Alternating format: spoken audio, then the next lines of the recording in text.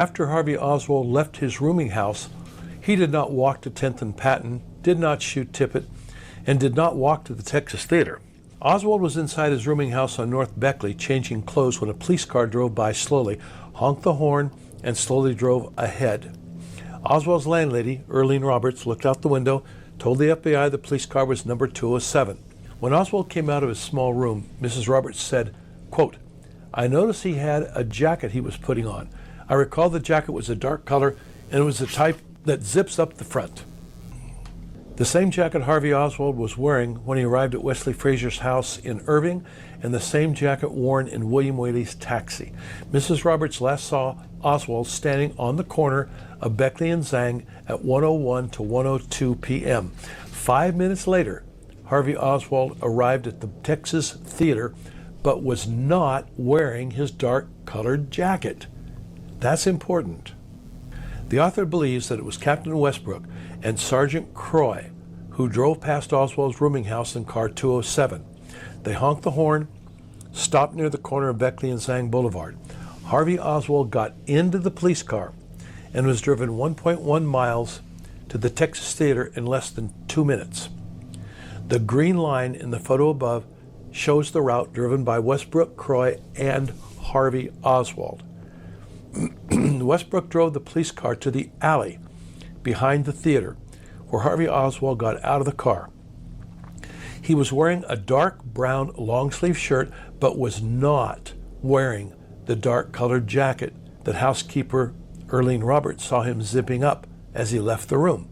Oswald left his dark-colored zippered jacket in police car 207. Oswald probably walked through a narrow passageway in the alley that extended from the alley to Jefferson Boulevard. This was used as a fire escape from the Texas Theater.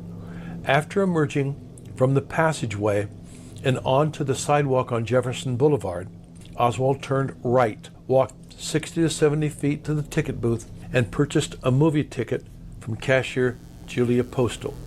Theater employee Butch Burroughs said Oswald arrived at the theater around 1:07 p.m. The only way Burroughs could have known what time Oswald arrived was when Oswald gave Burroughs his theater ticket. A few minutes later, at 1:15, Burroughs sold Oswald popcorn. The Warren Commission, however, claimed that at 1:07, Oswald was walking from his rooming house to 10th and Patton and murdered Tippit at 1:16 p.m. After shooting Tippit, the Warren Commission said that Oswald hurried to the Texas Theater and snuck into the theater around 1:35 p.m. The Warren Commission based their decision on the testimony of one young man, Johnny Brewer, the manager of Hardee's shoe store. Brewer told the Warren Commission that he stood on the sidewalk in front of his store and watched Oswald, who he said was wearing a dark brown long-sleeve shirt, sneak into the Texas Theater. But how could Johnny Brewer have seen Oswald sneak into the theater at 1:35 p.m. when Oswald arrived at the theater a half an hour earlier, at 1:07? Now, this photo shows the distance from Hardee's shoe store to the Texas Theater. Between the theater and the shoe store is the passageway from which Harvey Oswald emerged onto the sidewalk. The photo on the left above shows a view of the Texas Theater while standing in front of Hardee's shoe store. The photo on the right shows the ticket booth, which is inset into the front of the building. Johnny Brewer could not have seen Oswald sneak into the theater because of the location of the ticket booth. The ticket booth was and still is inset under the front of the building about 8 feet from the sidewalk. A person buying a ticket or sneaking into the theater cannot be seen by anyone standing on the sidewalk unless they're standing directly in front of the theater. Finally, the time that Brewer said he saw Oswald sneak into the theater is a major problem. How could Johnny Brewer have watched Harvey Oswald wearing a dark brown long-sleeve shirt sneak into the theater at 1:35 p.m. when Oswald purchased a theater ticket and entered the theater at 1:07 p.m. and then purchased popcorn from Butch Burroughs at 1:15 p.m.? Brewer's handwritten and typed affidavit to the Dallas police claiming that he saw Oswald wearing a dark brown long-sleeve shirt momentarily stop at his shoe store, and then sneak into the Texas Theater. Brewer's testimony before the Warren Commission is similar, but his story of watching Oswald sneak into the theater at 1:35 p.m. is contradicted by Butch Burroughs, who said Oswald was in the theater at 1:07 p.m. Julia Postel told the Warren Commission, quote, "We open daily at 12:45, sometimes maybe 4 minutes later or something, but that's our regular hours.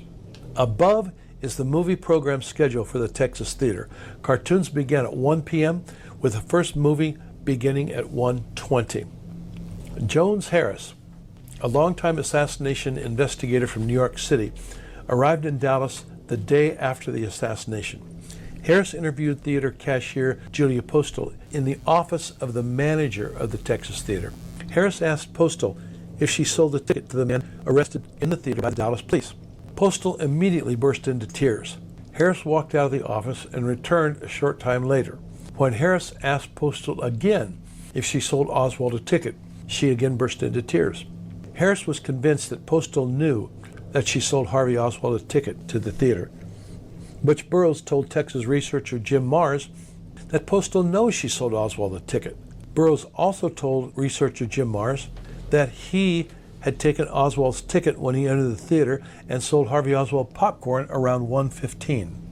Harvey Oswald purchased a ticket from Julia Postel and entered the lower level of the Texas Theater wearing a long-sleeve brown shirt over a white t-shirt. Harvey Oswald was likely told that he was to meet up with his contact in the darkened theater and confirm the contact's identity by matching the serial number on his half of a $1 bill with the serial number on the other half of the same dollar bill shown by his contact.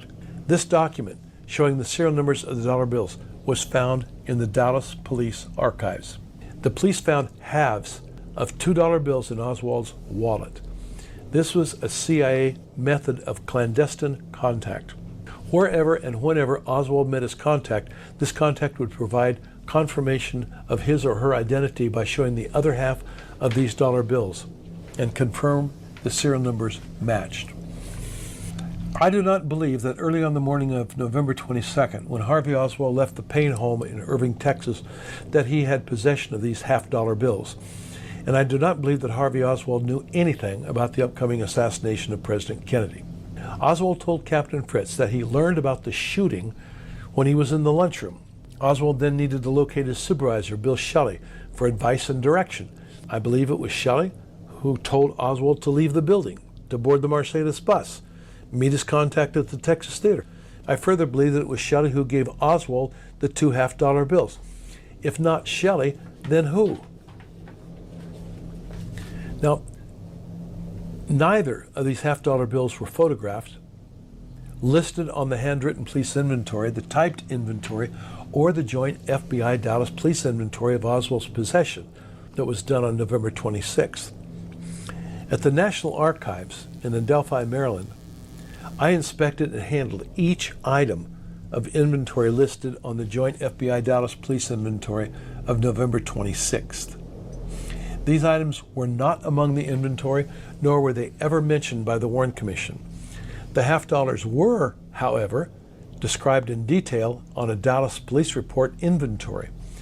The CIA's David Atlee Phillips wrote in his 1977 autobiography about using similar techniques. Phillips wrote that when he would meet a contact at a movie theater whom he didn't know, he carried with him a previously arranged item and recognized a pre-arranged coded phrase. After the shooting, Harvey Oswald was likely told that he was to meet up with his contact at the Texas Theater. After buying a theater ticket, Harvey Oswald walked to the lower level of the theater and took a seat next to Jack Davis in the first row on the right side. 18-year-old Davis, who later became a minister in Dallas, remembered that Oswald was sitting next to him in the near-empty theater as the opening credits to the movie began, a few minutes before 1:20.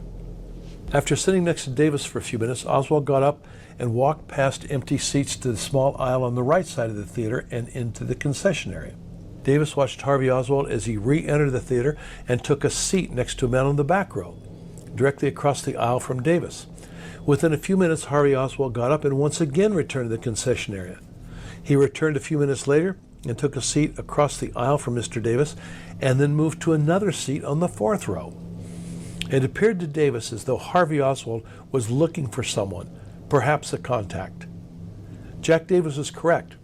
Harvey Oswald was looking for a contact. But there was no contact for Oswald to meet. Oswald meeting a contact in the Texas Theater was a cleverly thought out ruse that was necessary in order to lure an unsuspecting Harvey Oswald into the theater. But the conspirators' reason for Oswald's appearance at the Texas Theater was to make it appear as though he was hiding from the police.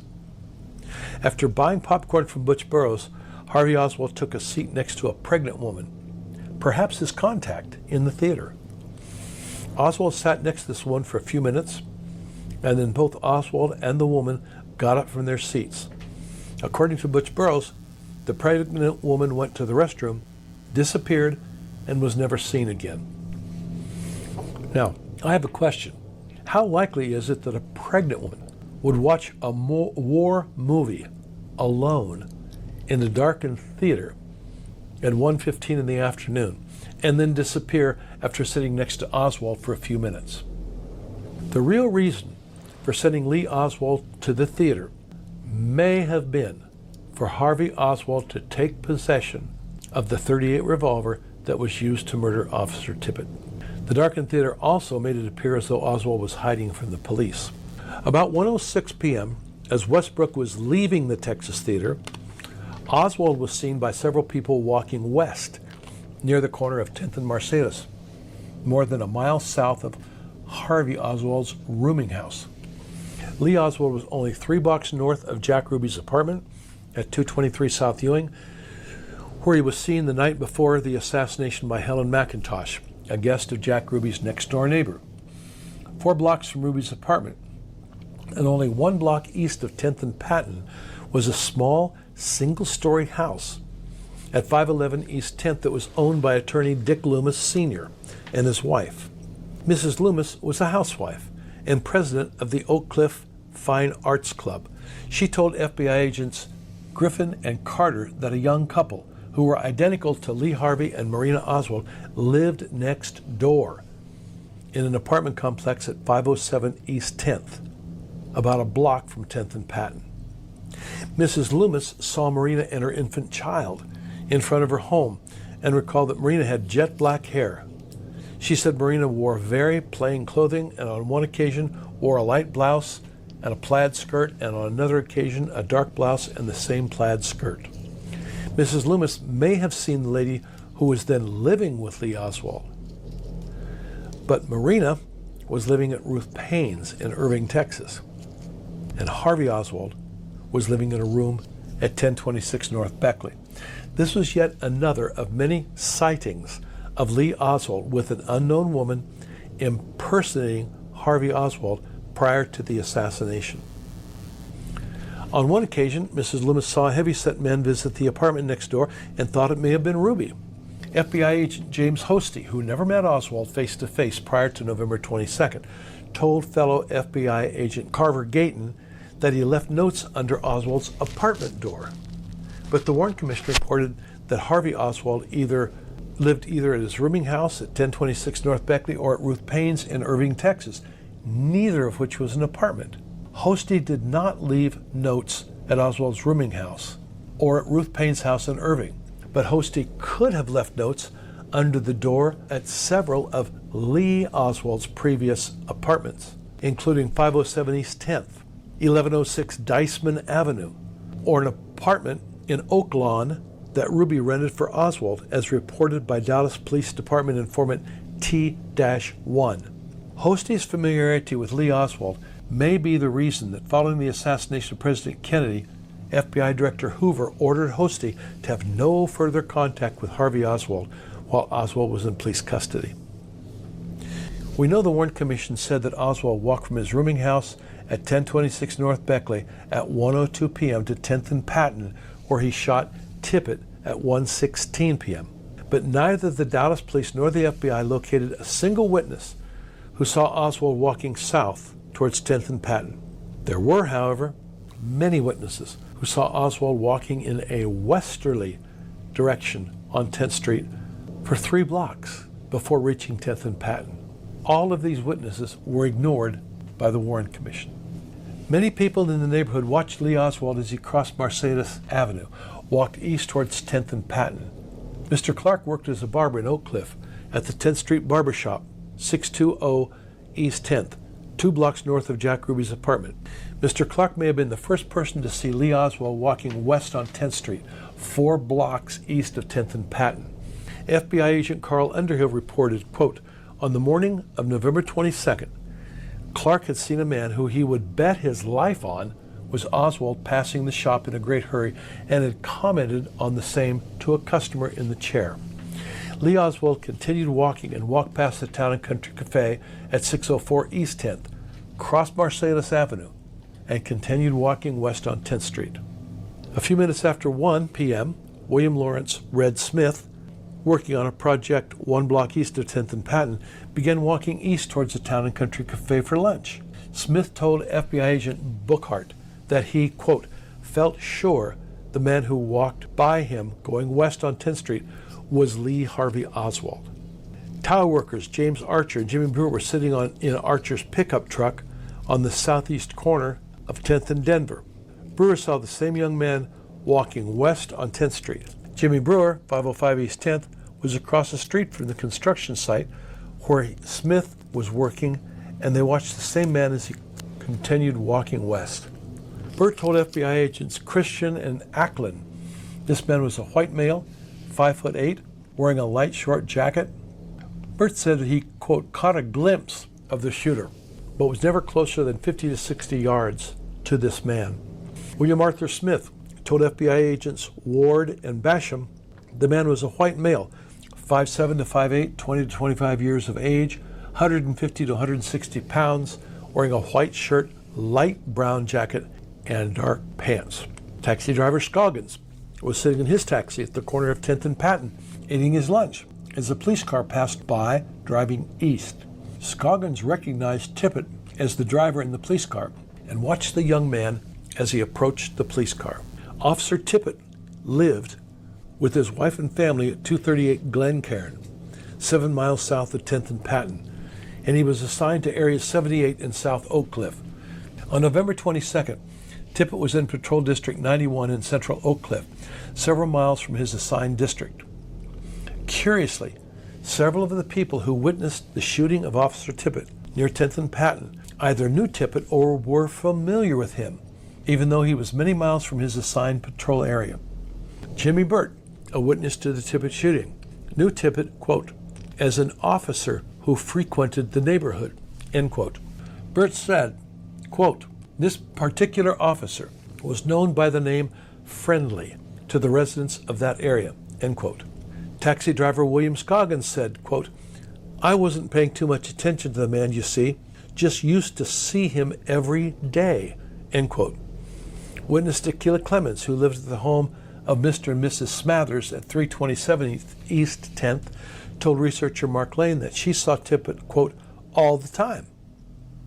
5 witnesses at the nearby Gloco station said they knew Tippit personally, yet the area around 10th and Patton was miles from his assigned patrol district. Tippit's familiarity with local residents could be explained and understood by the Warren Commission testimony of Virginia Davis, who lived at 400 East 10th, the house next door to where Tippit was shot and killed.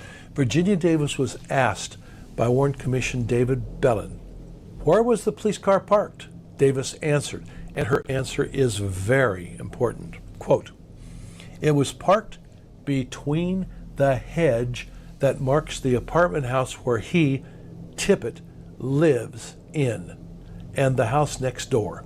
According to Virginia Davis, Officer Tippit was living in the house at 410 East 10th, 2 houses east of Virginia's house. This house is actually a duplex apartment with 410 East 10th in the front and 408 in the rear. If Tippit was having an affair with a woman in this house, this would explain not only his familiarity with local residents, but it would also explain a familiar location where Tippit could meet up with Lee Oswald and Captain Westbrook.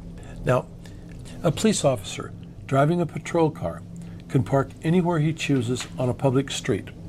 The fact that Tippit stopped and parked directly in front of a private driveway is a strong indication that Tippit was told precisely where and when to park his patrol car. A minute or two before Westbrook and Croy arrived, Officer Tippit has parked his police car at the front entrance of a very narrow driveway that ran from 10th Street to the alley behind the houses. Tippit's scheduled meeting at 1 o'clock p.m. with Lee Oswald, Captain Westbrook, and Sergeant Croy was no accident. As Tippit stopped and parked his vehicle in front of the small driveway, taxi driver Scoggins saw a young man walking west on 10th Street and watched the young man as he approached the police car. Scoggins told the Warren Commission the young man was wearing a light-colored jacket, a white shirt, and dark trousers. The young man walking toward Tippit's car was Lee Oswald, who began talking with Tippit through the passenger car window. Jimmy Burt and William Smith watched the young man as he walked west on 10th Street towards Patton. They soon saw a black police squad car driving east and slowly pull over towards the curb. Lee Oswald casually walked over to the squad car and began talking with the officer through the passenger window. As Tippit and Lee Oswald began talking, Westbrook and Croy were driving east in the alley between 10th and Jefferson Boulevard. They crossed Patton Street and turned police car 207 left onto a very narrow driveway between two houses at 404 and 410 East 10th. The short drive from the Texas Theater took less than 2 minutes and places their arrival at the Tippit murder scene at 105 to 106. Westbrook and Croy were now looking directly at Lee Oswald, who was talking with Tippit through the passenger side car window. Jack Roy Tatum was driving west on 10th Street in his new red Ford Galaxy 500. As Tatum drove slowly past Tippit's squad car, he saw a young white male with both hands in the pockets of his zippered jacket leaning over the passenger side window of the squad car. Tatum said, quote, "It looked as if Oswald and Tippit were talking to each other. It was almost as if Tippit knew Oswald," end quote. Of course they knew each other. Lee Oswald was the same man that sat next to the Oswald at the Dobbs House restaurant 2 days earlier. Lee Oswald and Tippit were both at the Top 10 record store earlier that morning, while at the same time, Harvey Oswald was working at the book depository. Tatum said, quote, "He had on a light-colored zippered jacket, dark trousers, and what looked like a T-shirt on," end quote. Tatum later told the House Select Committee investigator Moriarty that he did not see Lee Oswald wearing a brown shirt, only a white T-shirt. While Lee Oswald, wearing the white T-shirt, was talking with Tippit, Harvey Oswald, wearing a long-sleeve brown shirt, was sitting in the Texas Theater. Tippit then got out of his patrol car and began walking toward the police car for his prearranged meeting with Captain Westbrook. As Tippit got out of his car, Lee Oswald stood up, backed away from the patrol car. As Tippit began walking around the front of the car, Lee Oswald pulled a .38 revolver and fired 3 shots. After Tippit fell to the ground, Lee Oswald began to leave the scene and walked towards the back of Tippit's patrol car. He then stopped, returned to the front of the patrol car where Tippit was laying, and deliberately shot him in the head.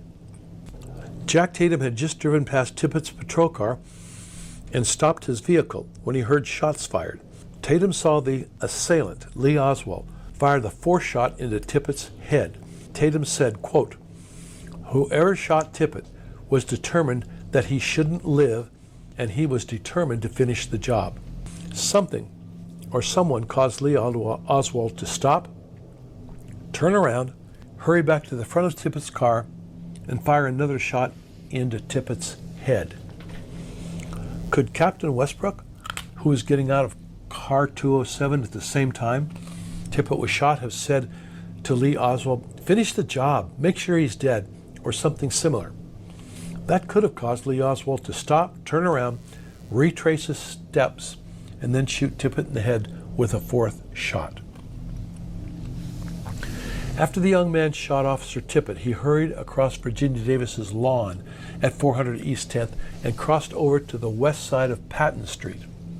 Taxi driver Scoggins called the dispatcher, D.G. Graham, and reported that a police officer had been shot. The dispatcher called for an ambulance, which arrived within 2 minutes, according to Scoggins. And then the dispatcher called the police. The taxi company dispatcher was probably the fourth citizen to call the police, around 1:07 to 1:08 p.m. At 1:08, Domingo Benavides was driving his yellow 1958 Chevrolet pickup west on 10th Street, about 6 car lengths behind Jack Tatum, who was driving his red Ford Galaxy. Benavides was working as a mechanic at Deutsch Motors with Ted Calloway and Sam Ginyard, only 1 block from the Tippit shooting. Benavides also worked as a barber. As Benavides was driving his truck, he approached the squad car and saw a policeman get out of the car and walk towards the front of the patrol car. He then saw a man standing near the passenger door of the squad car shoot Officer Tippit. Benavides told the Warren Commission he heard 3 shots. He immediately slammed on the brake of his pickup truck, turned towards the curb, and stopped.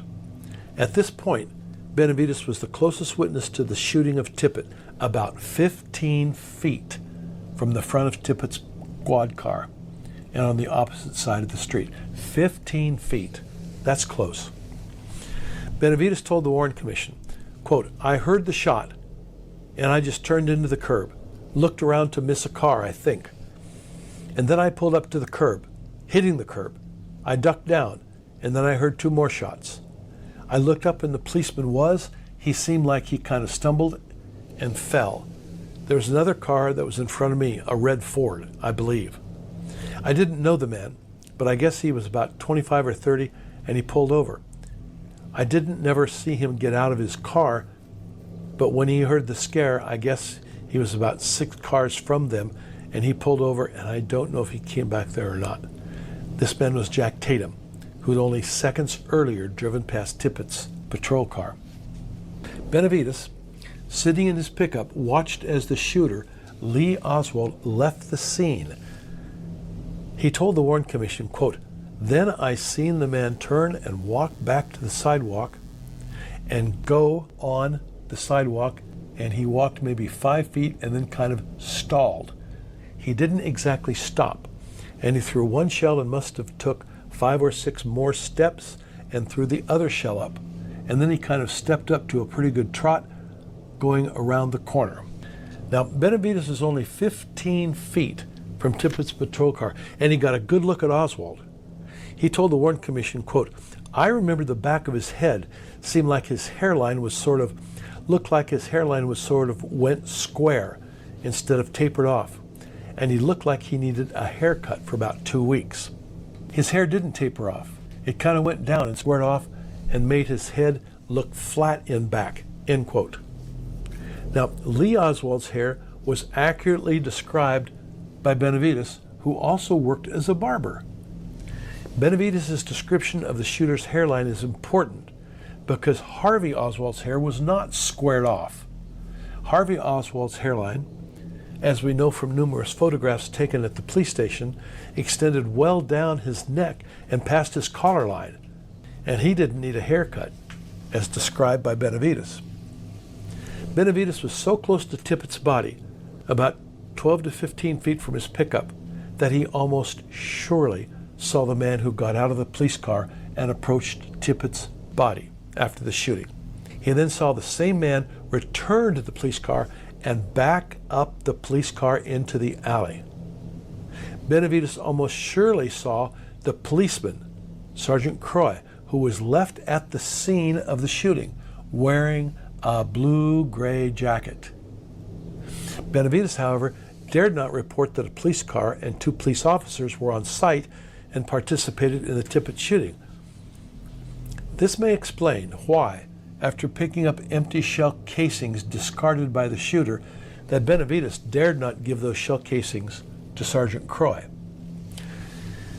For Captain Westbrook, Domingo Benavides posed a serious threat. because he could link two Dallas police officers and their squad car to the Tippit murder. Benavides' brother was killed 3 months later, in February 1964, and researchers have wondered if Domingo, and not his brother, was the intended victim. Mrs. Doris Holland had just returned home from her job a few minutes after 1 p.m. when she heard several gunshots.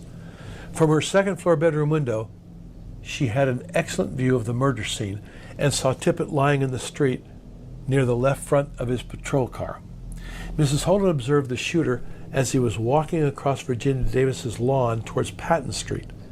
Mrs. Holden also noticed a second police car parked in the narrow driveway between the two houses, directly across the street. And that was car 207, occupied by Westbrook and Croy. Tippit's patrol car was parked on 10th Street, directly in front of the narrow driveway, and prevented car 207 from driving onto 10th Street. Mrs. Holden watched as a man, who I believe was Captain Westbrook, get out of the police car and walk over to Tippit's body.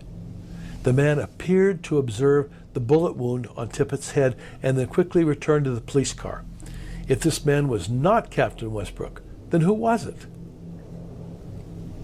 Akita Clemens was sitting on the porch at 327 East 10th, about half a block west and on the opposite side of 10th Street.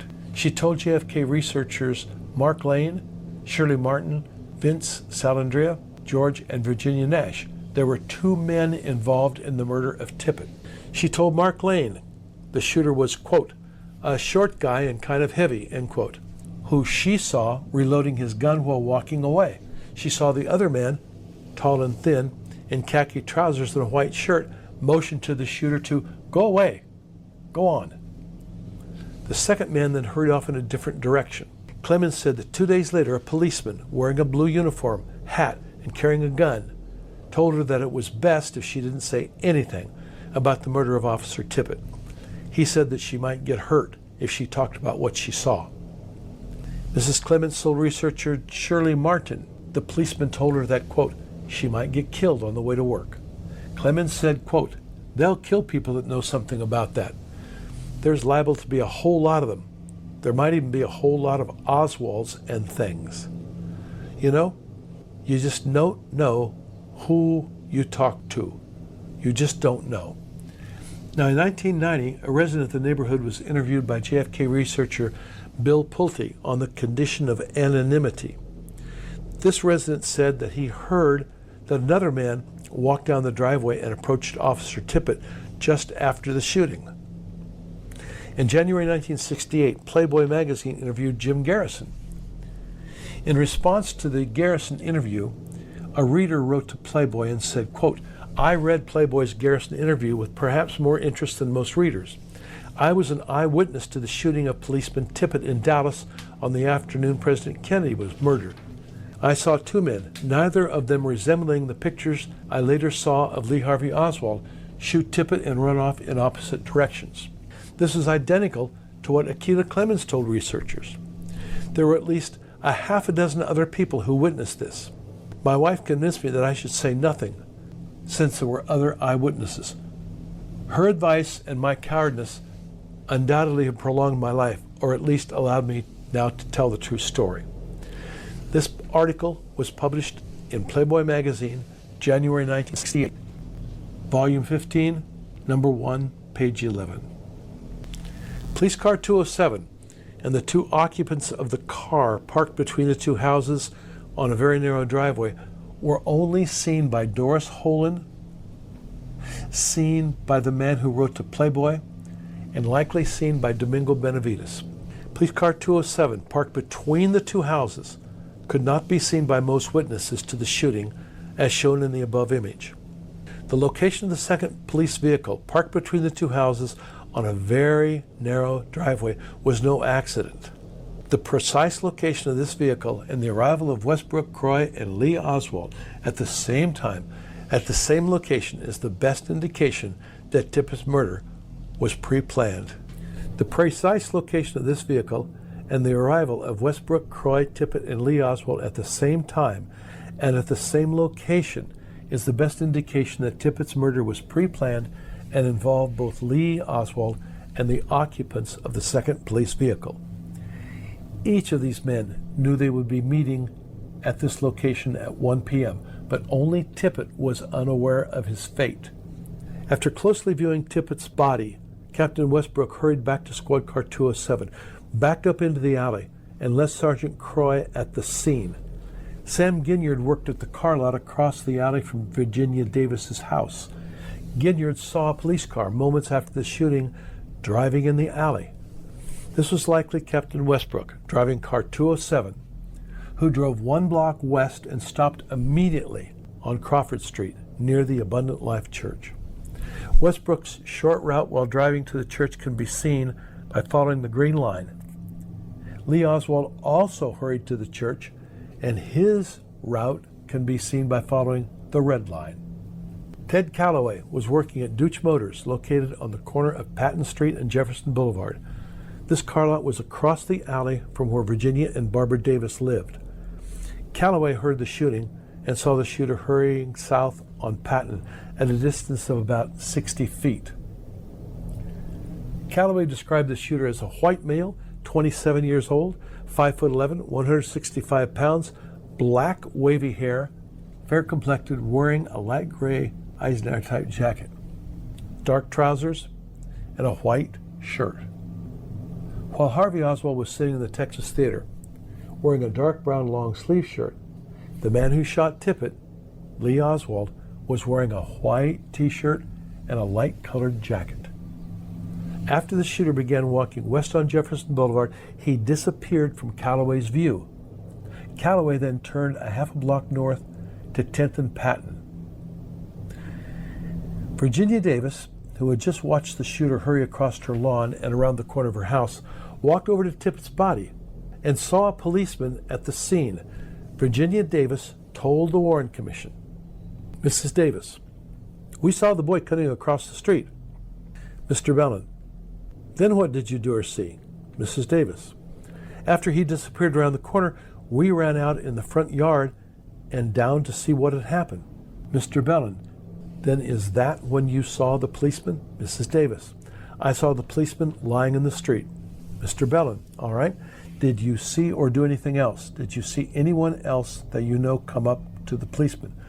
Mrs. Davis, "No, sir. There was a lot of people around there." Mr. Bellin, "Do you remember about what time of day it was?" Mrs. Davis, "I wouldn't say for sure, but it was around 1:30 and 2. Mr. Bellin, "All right. After this, did police come out?" Mrs. Davis, "They was already here." Mr. Bellin, "By the time you got out there?" Mrs. Davis, "Yes." Sergeant Croy was the only police officer seen by Virginia Davis moments after Lee Oswald disappeared around the corner of her house.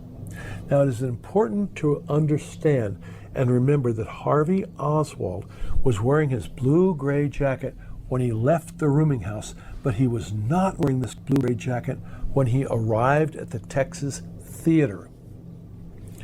I believe Harvey Oswald left his blue-gray jacket in police car 207 when he got out of the car and went to the Texas Theater.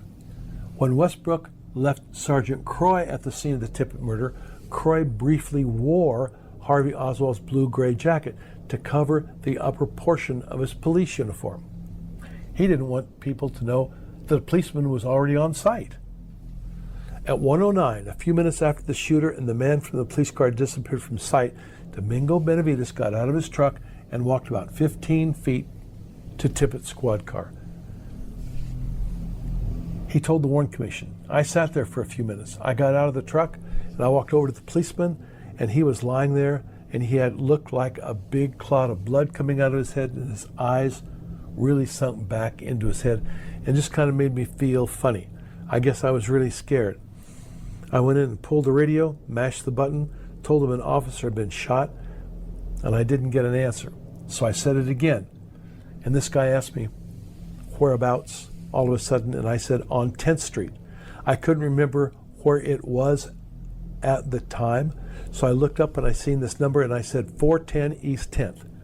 I put the radio back, the microphone back up, and this other guy was standing there.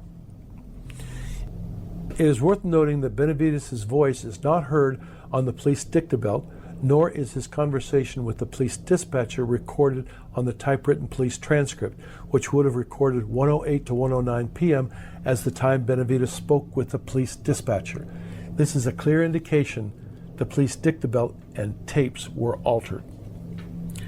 The other guy mentioned by Benavides was T.F. Boley, standing by the driver's door of Tippett's patrol car.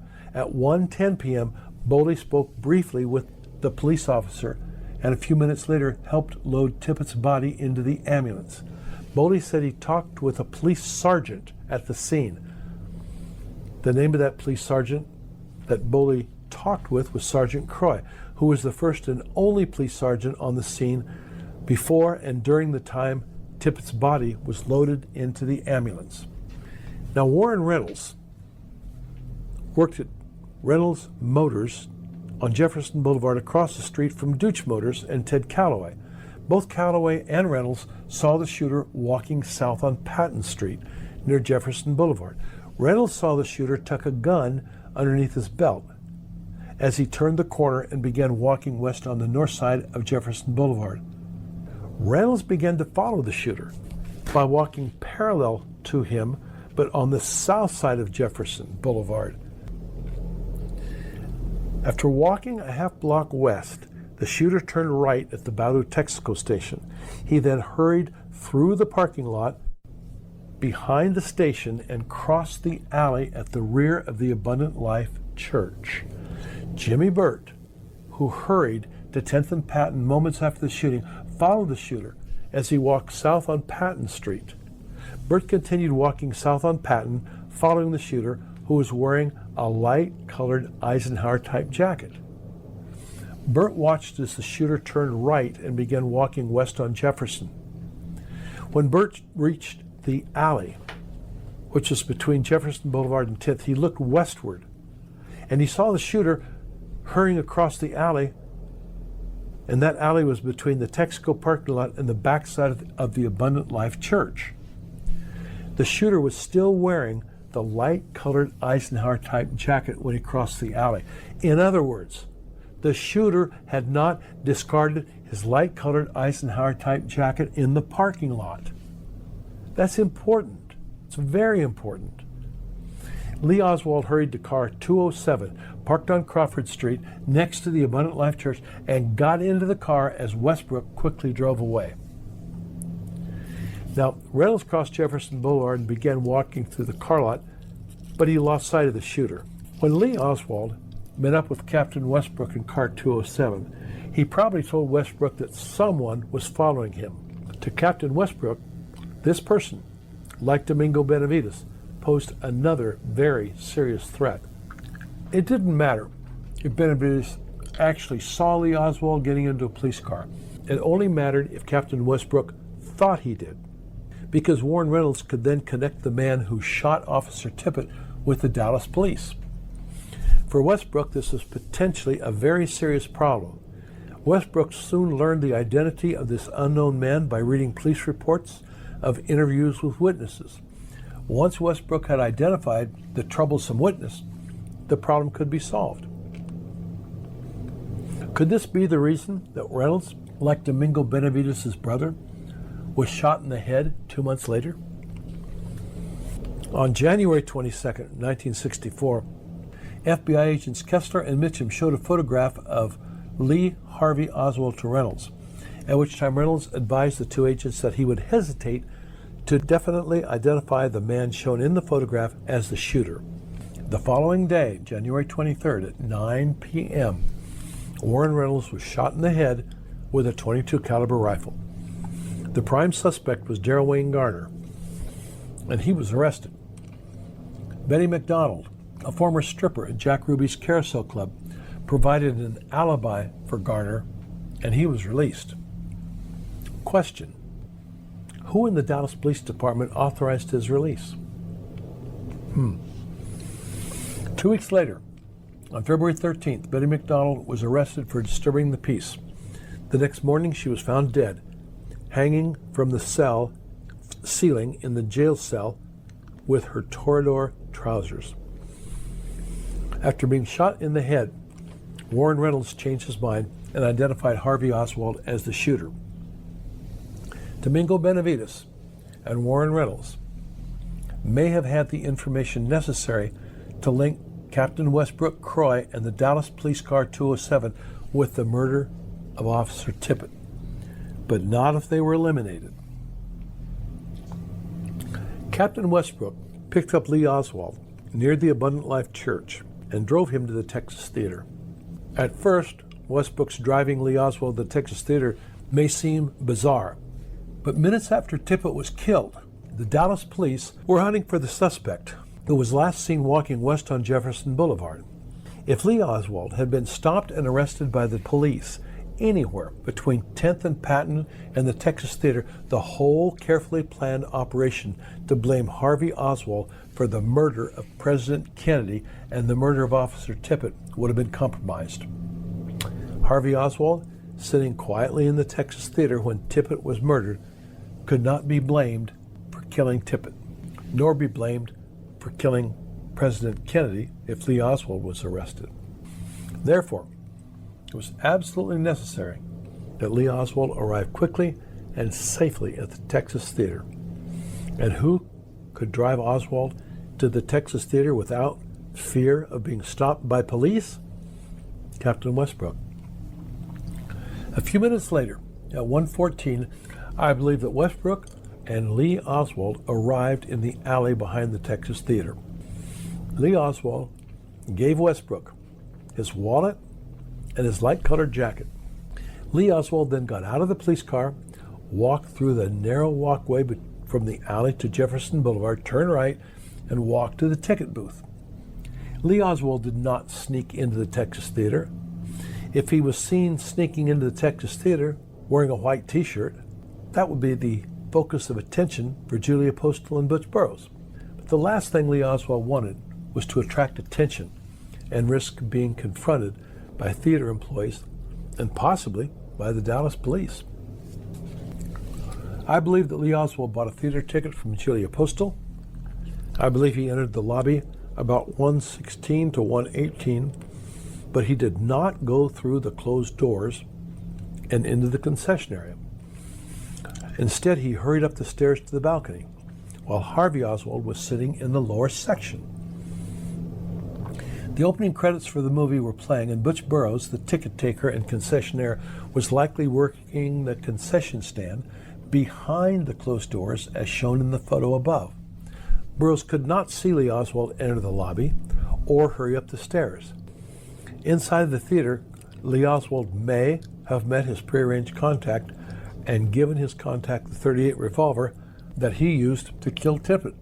If Lee Oswald gave the .38 revolver to the contact, then the contact may have quietly passed the .38 revolver to Harvey Oswald and left the theater. At this point, Lee Oswald may have tried to leave the theater. He could have walked down the rear stairway and out the exit door that opened onto the alley. Waiting in the alley behind the theater was a young man standing next to a pickup truck with the engine running. If Lee Oswald had left the building, Harvey Oswald would be sitting in the theater with the murder weapon. But Butch Burroughs, standing near the west exit door at the bottom of the stairs to the balcony from the concession stand, may have prevented his departure. After driving Lee Oswald to the Texas Theater, Westbrook quickly drove Police Car 207 back to the Texas Book Depository, arriving about 1:20 p.m. This was the end of Westbrook's 40 minutes of driving Police Car 207 to Oswald's rooming house, to the Texas Theater, to the Tippit shooting, back to the Texas Theater, and returning Car 207 to the Book Depository. Westbrook tried to account for these nefarious 40 minutes by lying to the Warren Commission and telling them that he walked from police headquarters to the Book Depository. After returning to the Book Depository, it was very important for Westbrook to be seen at the Book Depository before getting into his dark blue unmarked police car and driving to Oak Cliff in response to the Tippit shooting. At this point, I want to repeat the sequence of events relating to Car 207. Earlene Roberts' identification of police car 207 driving past 1026 North Beckley at 1 p.m. and honking the horn was a very serious problem. The Warren Commission asked Dallas Police Chief Jesse Curry to determine the location of car 207 at 1 p.m. on the afternoon of November 22nd. Officer Jimmy Valentine drove car 207 from police headquarters to the book depository and then helped search the book depository. Captain Westbrook, along with Sergeant Croy, then got into car 207 and drove to Oak Cliff looking for Oswald. Valentine should have been questioned by the Dallas Police, the FBI, or the Warren Commission and asked who had access to his police car after he arrived at the book depository. But Valentine was not questioned by anyone. The Dallas Police resolved this problem with a brief letter of explanation that was prepared and given to Chief of Police Jesse Curry, who forwarded the letter to the Warren Commission. This letter of explanation claimed that car 207 was parked at the book depository all afternoon. But this letter was not written or signed by Officer Jimmy Valentine, or his sergeant, or his lieutenant, or his platoon commander, Cecil Talbert. This letter was prepared and signed by the man in charge of the personnel department, Captain W.R. Westbrook, the man who I believe drove car 207 past Oswald's rooming house with Sergeant Croy and was seen by Earlene Roberts. Following the shooting of Officer Tippit, Sergeant Croy kept a low profile and watched as witness Helen Markham approached Tippit's body lying in the street. Croy then walked to Tippit's body and stood by Helen Markham before the ambulance arrived. Markham told the Warren Commission, quote, "This man had a hat on. I thought he was a policeman." Markham may have thought this man was a policeman because Croy was wearing a white police hat. But I believe Croy was also wearing Harvey Oswald's blue-gray jacket, which Harvey Oswald left in car 207 before he got out of the police car and entered the Texas Theater. This jacket covered the upper portion of Croy's police uniform, but Croy did not have a gun. Warren Commission attorney Burt Griffin asked Croy, quote, "What did you do when you got there?" Croy answered, "Got me a witness, a woman standing across the street from me. I don't recall her name. She gave me her name at that time." Griffin asked, "How long did you talk with her?" Croy said, "Oh, a good 5 or 10 minutes. In other words, Croy began talking with Markham from the time she knelt down and tried to talk with Tippit. And Croy continued talking with Markham until police units arrived on the scene at 1:22 p.m. Croy told the Warren Commission that he was at 10th and Patton for a good 30 minutes. Croy said, "As I got ready to leave, there was another report that he ran into the Texas Theater. A man fitting Oswald's description had ran into the theater." Before the ambulance arrived, Croy removed Harvey Oswald's blue-gray jacket and placed it over the upper portion of Tippit's body. This was the jacket that Harvey Oswald wore to work, wore in the bus and taxi, was wearing when he left the rooming house, and the jacket he left in car 207. This is the blue-gray jacket that Harvey Oswald was wearing when seen by Wesley Frazier's sister Lily Mae Randall, seen by Roy Milton Jones on the Mercedes bus, seen by William Whaley, seen by housekeeper Earlene Roberts when Oswald left the rooming house. It was left in car 207 and placed on Tippit's body by Sergeant Croy. Ambulance driver Jasper Clayton Butler Jr. told the House Select Committee on Assassinations that after arriving at the scene, he removed, quote, "a royal blue coat from Tippit's body."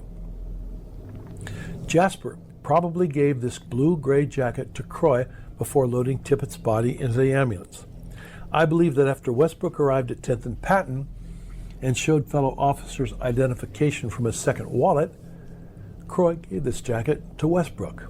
Within the next 2 weeks, Westbrook gave this coat to William Shelley, who placed the coat on a windowsill in the domino room at the book depository. This jacket was found on December 16th on a windowsill in the domino room at the book depository by employee Frankie Kaiser. The Warren Commission identified the jacket as Commission Exhibit 163, the same jacket that was identified by Lily Mae Randall. Following the assassination of President Kennedy, Harvey Oswald left the book depository wearing his blue-gray jacket over his long-sleeved dark brown shirt, while Lee Oswald wore a light-colored Eisenhower-type windbreaker over a white T-shirt. Ambulance driver Jasper Clayton Butler told the House Select Committee, "I was on the scene 1 minute or less." With Croy nearby, Tippett's body was loaded into the ambulance before any Dallas police officers arrived and driven to the nearby Methodist Hospital. Butler said, "From the time we received the call in our dispatch office until Officer Tippett was pronounced dead at Methodist Hospital was approximately 4 minutes. Butler's testimony was near perfect. At 1:11 p.m., 5 minutes after Tippett was shot at 106, Dallas patrolmen R.A. Davenport and W.R. Barden were in their patrol car when they heard over the police radio of a shooting on 10th Street in Oak Cliff. While en route to the scene of the shooting, they saw and followed an ambulance to the Methodist Hospital at 1441 North Beckley, which was 1.4 miles from 10th and Patton. Upon arrival, both officers helped get Tippett into the emergency room where he was observed by doctors and nurses as they tried to bring Tippett back to life. Tippett was pronounced dead at 1:15 by Dr. LaCourie. The Warren Commission, however, said Tippett was pronounced dead at 1:25 p.m. That's a 10-minute time difference. In order for Harvey Oswald to be blamed for the Tippett shooting, there had to be enough time for him to leave his rooming house at 1:01 or 1:02, walk to 10th and Patton, and shoot Tippett at 1:16. But there were many witnesses who said the shooting occurred between 1 o'clock and 1:06, which meant there was not enough time for Harvey Oswald to have walked to 10th and Patton and shoot Tippett. About 1 o'clock p.m., Frank Cimino, who was living in his brother's apartment at 403 East 10th, heard 4 shots. He ran outside and saw a police car across the street and a police officer lying on the ground. He walked to the police car and briefly stood beside Helen Markham as Officer Tippett lay dying or dead on the street. At approximately 1 p.m., Francis Kenneth heard 2 or 3 shots and saw a policeman laying on the pavement near the front of the car. Albert Austin was working as a brick mason on a construction job at the intersection of 10th and Denver. He told the FBI he heard 2 or 3 shots around 1 o'clock. He looked in a westerly direction and saw a policeman lying in front of a police car. Austin saw an individual running west on 10th Street and then turned left on Patton. Austin remained at work but did not go to the scene of the shooting. At 1:06 p.m., Margie Higgins, who lived at 417 East 10th, was watching television. She told reporters, quote, "Well, I was watching the news on television, and for some reason I turned around and looked at the clock, and the announcer said the time was 6 minutes after 1:06 p.m. At that point, I heard the shots." Mrs. Higgins described the shooter and said, quote, "He definitely was not the man they showed on television." Mrs. Higgins was perhaps the first citizen to call the police. At 1:06 p.m., taxi driver Scoggins, sitting in his taxi at 10th and Patton, heard 3 shots. Mrs. Doris Holden lived directly across the street from the Tippett shooting on the 2nd floor at 409 East 10th.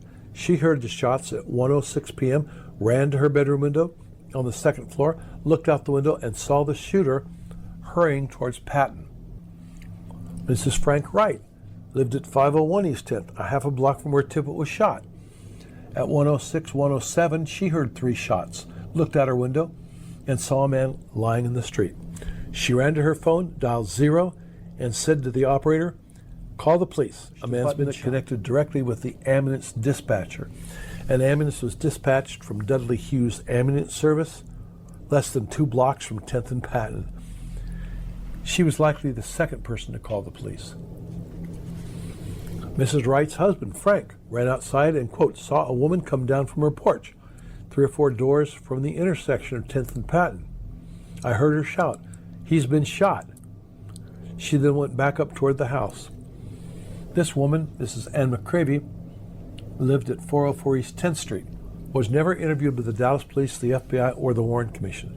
She was, however, interviewed by the British Broadcasting Corporation. 106-107.